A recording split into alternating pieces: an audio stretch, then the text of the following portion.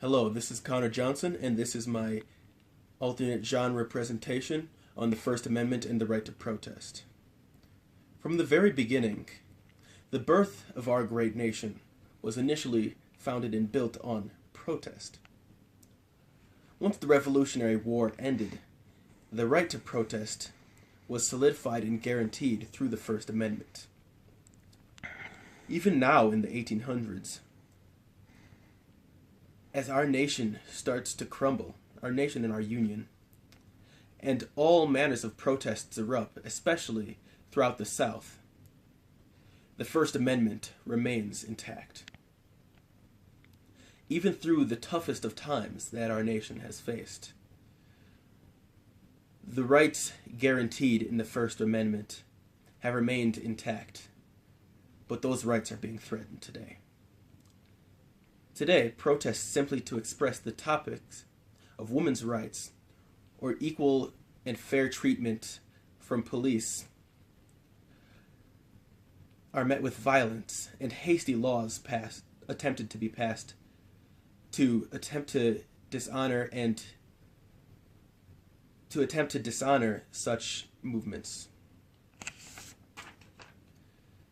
Today, people are being branded economic terrorists and enemies of the country for simple property damage, a crime far less severe than seceding from the Union. Media today is the main way that citizens of America receive their opinions on current events. The media today portrays and only shows majority of the gruesome and dark sides to the protests, which displays a false face for a movement. This is not usually in line with the mission of the movement. This false face can destroy a protest's reputation in a world where protests are an uncommon sight. A discredited name in this world today is hard to come back from.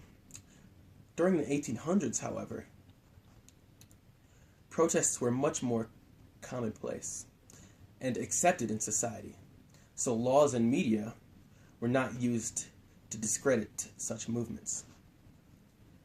The only way to fix the way our country reacts to a majority dislike of a protest and the backlash that comes with it comes primarily from the media. Most Americans receive their news from some sort of media source, and almost all is biased. If you find a way to unbias the media, that allows both sides of the protest to be seen. The people are then able to make their own conscious decisions instead of one decision forced upon them. If we move forward, yet back more towards a simpler time of media, as seen more during the Civil War era, we can promote an atmosphere of unforced opinions and a fair, just way of responding and dealing with protests today.